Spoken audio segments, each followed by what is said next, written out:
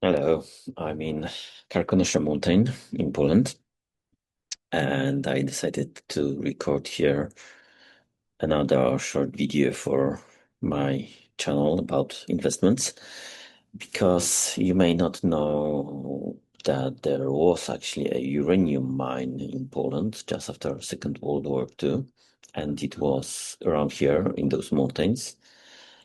It was run kind of by Soviets with, of course, Polish miners. It was stopped. I'm not sure why. Now it can be visited as a museum. I plan to do it actually next year, maybe not during this trip. It was stopped maybe because Soviets had enough uranium in the Soviet Union and they didn't want to share any technical knowledge. It was just after Second World War, so very few people actually knew about what nuclear energy is, how it works, and what uranium is for. Or maybe the resources in that mine was not really good enough to make it reasonable for production. Anyway, it's here. I don't think it will be restored because it's a national park now. Very beautiful place, as you can see. And well, uranium mines are quite ugly, but today we'll speak about one which is in US, energy fuels, because things are quite crazy recently. So let me start with this news, which I've seen on X recently. So someone was buying quite heavily call options for $13, while current price is less than 10. They spent quite a lot of money on that. It expires in like 2 months.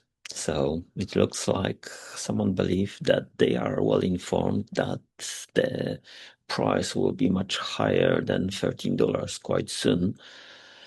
Uh, we'll see if it happens. But what made me record this video is this post on Uranium Squeeze on Reddit. I like that channel because sometimes you can find here very good information about uranium, even about things which are not covered by so-called professional media.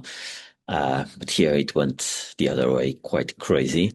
Uh, Energy Fuels reported recently earnings. Here you can see mm, screen from some very short summary, and someone wrote ouch, but it's crazy because the results are much worse than estimated because they mine and they don't sell. Mining is going very well, costs are low, but they just don't sell because they say uranium is too cheap and they don't have debt, so they can go on with mining and not selling. uh yeah, so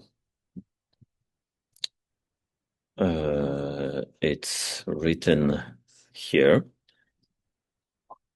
and the CEO said during the conference, that one, and also a quarter ago, he's not very likely to sell for less than $80 because it's too cheap.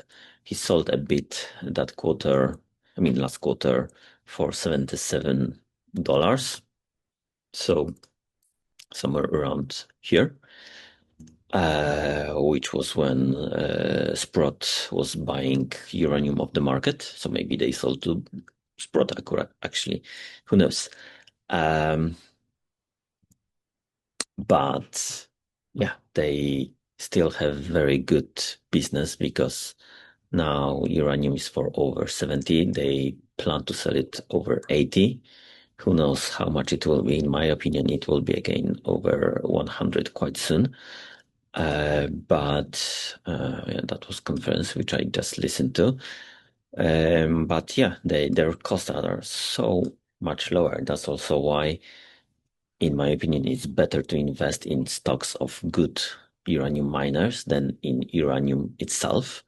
I met recently opinion that it doesn't really make sense, but that's why it makes sense, because they dig it that cheaply, some of them, and they can sell it much, much more higher, right?